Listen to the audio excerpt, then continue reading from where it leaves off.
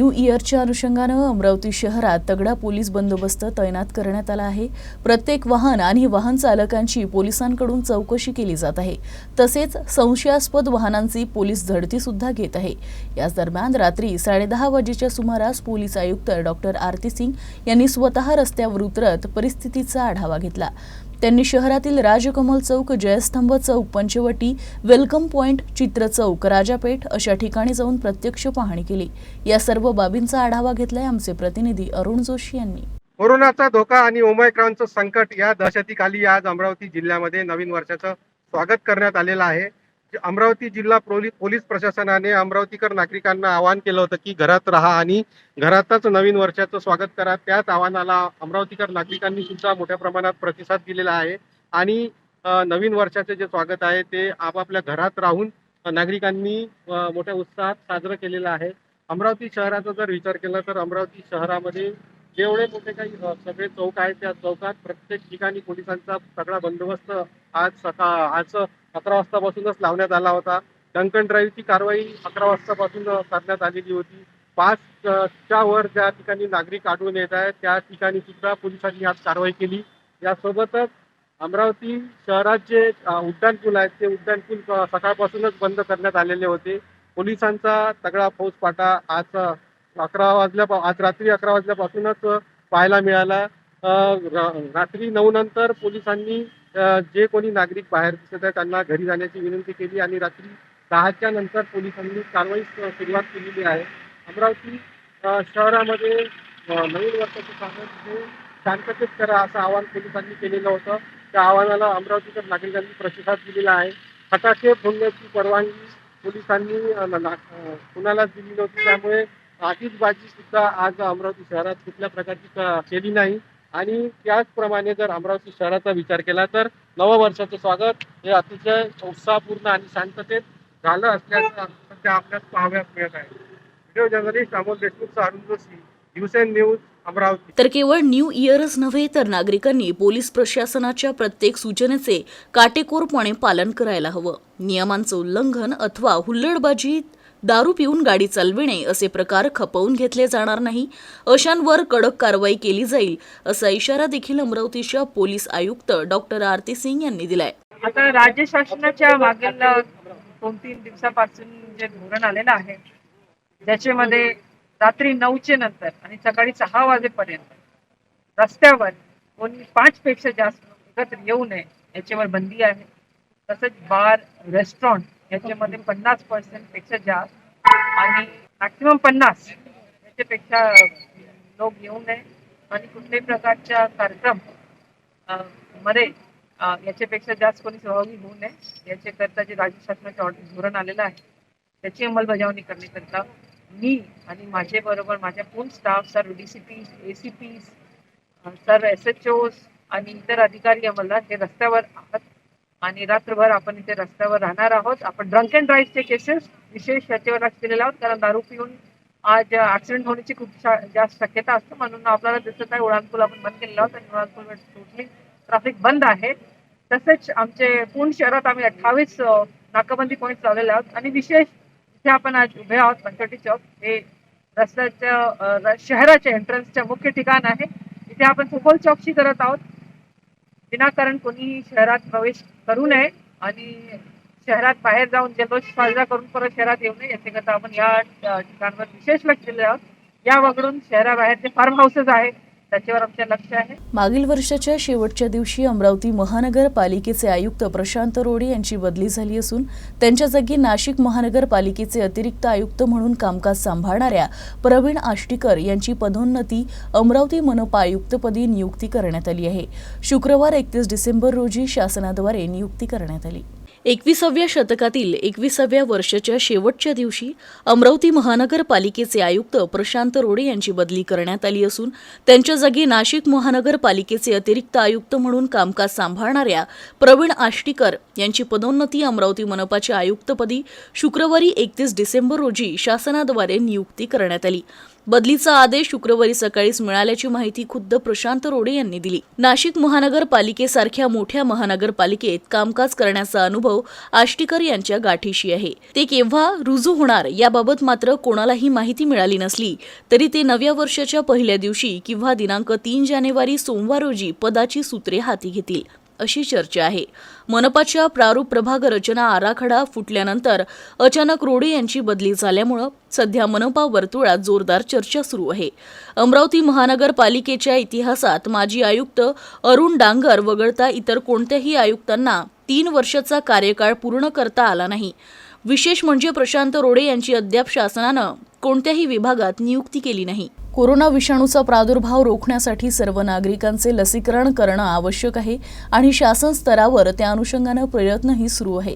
यातच अमरावती जिल्ह्यातील अनुभव शिक्षा केंद्र आणि विवेकानंद युवा मंडळ यांच्या पुढाकारानं कोरोना लसीकरण जनजागृती करण्यात आली. कोरोना विषाणूचा प्रादुर्भाव रोखण्यासाठी लसीकरण मोहीम प्रभावीपणे आणि गतीने राबविणे आवश्यक आहे. त्यानुसार आरोग्य विभागानं नियोजन करावं. आरोग्य विभागाला अन्य सर्व विभागांनी सहकार्य करावे. कोरोना प्रतिबंधक लसीकरणाची उद्दिष्टे पूर्ण करण्यासाठी प्रभावी जनजागृती व नियोजनबद्ध पद्धतीनं काम करायचे निर्देश सुद्धा अमरावतीच्या जिल्हाधिकारी पवनीत कौर यांनी दिले आहे. त्याकरिता युवा संस्थेअंतर्गत अनुभव शिक्षा केंद्रामार्फत जिल्हाधिकारी कार्यालयासमोर राजकमल चौकामध्ये इरविन चौकामध्ये पथनाट्याद्वारे जनजागृती कार्यक्रम आयोजित करण्यात आला. लसीकरणाबद्दल असलेला गैरसमज व अंधश्रद्धा दूर करण्याकरिता अनुभव शिक्षा केंद्राद्वारे पथनाट्याच्या माध्यमातून जनजागृती करण्यात आली. यावेळी अनुभव शिक्षा केंद्राचे जिल्हा प्रशिक्षक आशिष घोंगडे यांच्यासह रिंकू भटकर, संदीप राऊत, स्नेहल ढोणे, मोहिनी कांबळे, साक्षी भदाडे, ऋषिकेश घोडे, राजेश गोडांबे यांनी परिश्रम घेत जनजागृती करण्यात आली.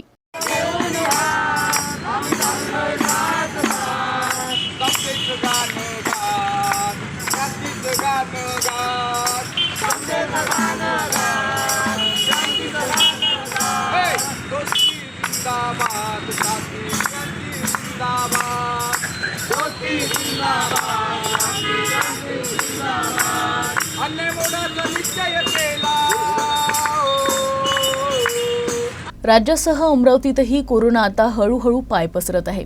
यातच पुढील धोका लक्षात घेता अमरावती जिल्हा आरोग्य प्रशासनानं अमेरिकन इंडिया फाउंडेशनच्या सहकार्यानं 100 खाटांचं सुसज्ज पोर्टेबल कोविड केअर युनिट तयार केलंय.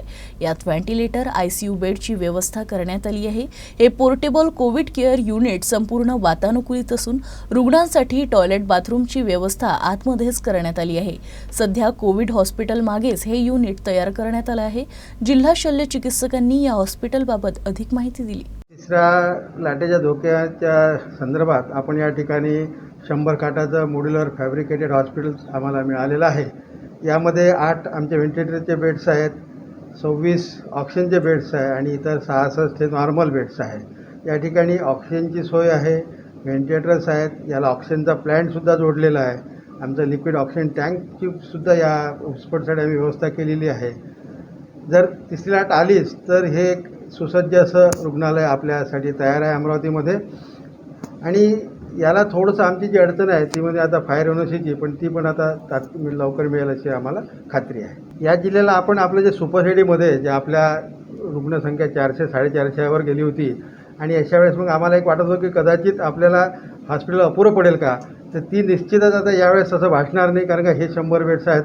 आपण बाकी ठिकाणीसुद्धा आता जिल्ह्यांमध्ये संख्या वाढवलेली आहे. अचलपूरची कॅपॅसिटी वाढवलेली आहे, धारणीला रुग्ण केलेलं आहे, मोझरीला आपलं 100 खाटांचं रुग्णालय आहे आणि इतर जिल्ह्यात सगळ्याच ठिकाणी अशा दृष्टीनं खाटा निर्माण केल्यामुळं कुठल्याही प्रकारची अडचण जाणार नाही याची मला खात्री आहे. अमरावती शहरात नायलॉन मांजाची विक्री आणि वापर करणाऱ्यांवर कठोर कारवाई करण्याचे निर्देश हायकोर्टानं दिले आहे. यासाठी जिल्हाधिकारी, पोलीस आयुक्तांसह मनपा आयुक्तांकडे कारवाई करण्याची जबाबदारी सोपविण्यात आली आहे.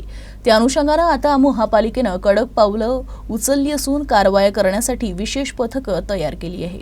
सिंथेटिक चायना, नायलॉन अशी या मांजाची नावं असून तो विकताना जर कोणी आढळलं तर त्याची गय करू नका, वापर आणि विक्रीवर बंदी आणा असे निर्देश उच्च न्यायालयाने दिले आहेत. उच्च न्यायालयाच्या नागपूर खंडपीठात दाखल स्युमोटो जनहित याचिकेच्या सुनावणीत हा निर्णय देण्यात आला आहे. नायलॉन मांजाविरोधात कठोर कारवाई करण्यासाठी हायकोर्टाने दिलेल्या निर्देशांनुसार मनपातर्फे झोननिहाय कारवाई पथकं गठीत करण्याची कारवाई सुरू झाली आहे। या पथकांमध्ये जिल्हाधिकाऱ्यांचा प्रतिनिधी, मनपा आयुक्तांचा प्रतिनिधी म्हणून झोनचे सहाय्यक आयुक्त तसेच त्या पोलीस ठाण्याच्या हद्दीतील ठाणेदारांचा समावेश करण्याचे आदेश आहेत। न्यायालयाच्या आदेशानुसार लवकरच कारवाईला सुरुवात केली जाणार आहे। या संदर्भात कामं सुरू झाल्याची माहिती मनपा आयुक्त प्रशांत रोडे यांनी दिली। की आपल्याला माहिती आहे की पतंग उडवण्यासाठी चायना मधून येणारा जो मांजा आहे, तो धागा आहे, त्याचा आपण वापर करतो आणि हा अत्यंत म्हणजे हा एक तर इतका सूक्ष्म असतो की मोटरसायकल किंवा स्कूटरवरून जे लोक प्रवास करतात त्यांना तो समोर मांजा दिसत नाही आणि यामुळे अपघात होतात। आपल्या शहरामध्ये पण दुर्दैवाने यापूर्वी काही अपघात झालेले आहेत। तर महानगरपालिकेने चायना मांजा विक्री करणारे केंद्रांची तपासणी करण्यासाठी आणि त्यांच्यावर दंडात्मक कारवाई करण्यासाठी पथकांचं निर्माण केलेलं आहे आणि आमच्या व्हिजिट सुद्धा चालू झालेल्या आहेत। जिवंत असताना कुणी आपल्याच तेरवीचा कार्यक्रम करत असेल तर काय म्हणावं। मात्र अमरावतीत राहणारे सेवानिवृत्त पोलीस उपनिरीक्षक सुखदेव डबरासे यांनी आपल्या नातेवाईकांची भेट व्हावी यासाठी आपल्याच तेरवीचा कार्यक्रम आयोजित केला। पाहूया हा अजब प्रकार। 5 वर्षांपूर्वी पोलीस खात्यातून निवृत्त झाले, पण केव्हा मरण येईल हे माहिती नाही, म्हणून मृत्यूपूर्वीच अमरावती शहरातील रहाटगाव इथं सेवानिवृत्त पोलीस उपनिरीक्षक सुखदेव डबरासे यांनी जिवंतपणीच आपल्या तेरवीचा कार्यक्रम घेतला। यात त्यांनी नातेवाईकांना आणि मित्रमंडळीला पत्रिका वाटप करत माझ्या तेरवीचा कार्यक्रम आहे, जेवायला नक्की या असं सांगितलं होतं। त्यामुळे त्यांच्या निवासस्थानी मोठ्या प्रमाणावर गर्दी दिसून आली। सध्या अमरावतीत या कार्यक्रमाची जोरदार चर्चा सुरू आहे। मृत्यू कोणाच्याही हाती नाही व मृत्यू केव्हा होईल हे निश्चित नाही, तर मृत्यूनंतरच सर्व लोक अंत्यसंस्काराला जमतात, मात्र ते पाहायला आपण नसतो। त्यामुळे जिवंतपणी गेट टुगेदर करायचं आणि मित्रमंडळ व नातेवाईकांसोबत मस्त गप्पा मारून मरायचं हा विचार करून सुखदेव डबरासे यांनी जिवंतपणीच स्वतःची नवीन वर्षापूर्वी 31ला तेरवीचा कार्यक्रम घेतला। माझी भावना एवढीच होती की मी पोलीस डिपार्टमेंटला 35 वर्ष 2 महिने 20 दिवस नोकरी केलेली आहे आणि माझ्या डिपार्टमेंटला माझे सहकारी, माझे मित्रमंडळी माझ्यासोबत नोकरी केलेले ते पण रिटायर झाले। रिटायर झाल्यानंतर आज रिटायर झाले आणि आठवड्याभरात मरण पावले। कोणी 1 महिन्याने रिटायर झाले, मरण पावले। कोणी 6 महिन्याने, वर्षाने रिटायर झाले, मरण पावले। म्हणजे त्यांनी पेन्शनचा आनंद नाही घेतला, 1 महिनासुद्धा त्यांना पेन्शन मिळाली नाही। परंतु मी 5.5 वर्षापासून पेन्शनचा खूप आनंद घेत आहो। त्या कारणामुळे मी तो विचार केला की मला एक गेट टुगेदर सारखा कार्यक्रम ठेवण्यापेक्षा यालाच गेट टुगेदर बनवून एक नाव देऊन द्यायचं की मरणापूर्वी तेरवीचा कार्यक्रम। मी जिवंत आहो, हयातीत आहो आणि आनंदाने माझी मित्रमंडळी, आप्तेष्ट, दुरावलेले जे नातेवाईक असतील ते या कार्यक्रमामध्ये सहभागी होतील, हा माझा उद्देश। अमरावती जिल्हा परिषदेच्या बांधकाम विभागाच्या अखर्चिक निधीचा आढावा घेण्यासाठी सभापती सुरेश निमकर यांनी शुक्रवारी बैठक घेतली। प्राथमिक आरोग्य केंद्र, नवीन बांधकाम तसेच दुरुस्ती करण्यासाठी प्राप्त झालेल्या 32 कोटींपैकी 20 कोटी रुपयांचा निधी मार्चपूर्वी खर्च करण्याचे निर्देश यावेळी सभापतींनी दिले। आगामी निवडणुका लक्षात घेता कोट्यावधींचं नियोजन झालंय, त्यामुळे ते मार्च एंडिंगपूर्वी खर्च होणं अपेक्षित असल्यानं विविध विभागातील बांधकामाचा आढावा सभापती सुरेश निमकर यांनी बैठकीत घेतला। जिल्ह्यातील जी विकास कामं चालू आहेत तो सर्व निधी 100% खर्च करण्याच्या सूचना यावेळी देण्यात आल्या। आरोग्य विभागात 20 कोटी रुपये निधी पडून आहे। मार्च एंडिंग जवळ असल्यानं हा निधी शासनाकडे परत जाऊ नये यासाठी सभापतींनी अधिकाऱ्यांना तातडीनं नियोजन करून कामाला सुरुवात करण्याचे निर्देश दिले। 15व्या वित्त आयोगातून जिल्ह्यात मोठ्या प्रमाणात कामं करण्यात आली आहेत। कामं पूर्ण करण्यात आली असतानाही कंत्राटदारांची देयकं मात्र अद्यापपर्यंत देण्यात आली नाही। ज्या कंत्राटदारांनी कामं पूर्ण केली असेल त्यांची देयकं काढण्याच्या सूचनाही सभापतींनी यावेळी दिल्या। कामाबद्दल काय स्थिती आहे?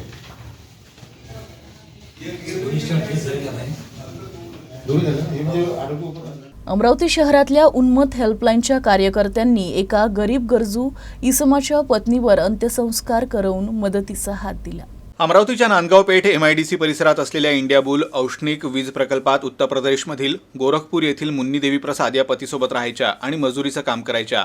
अशातच किडनी खराब असल्याकारणानं मुन्नी देवी यांचा दुर्दैवी मृत्यू झाला। पत्नीचं निधन झाल्यानं पती खचून गेले होते। अशातच पत्नीचे अंत्यसंस्कार कसे करायचे असा प्रश्न त्यांना सतावत होता। कुणीच मदत करायला तयार नव्हतं, तर शहरातील कोणतीच माहिती प्रसाद यांच्याकडे नव्हती।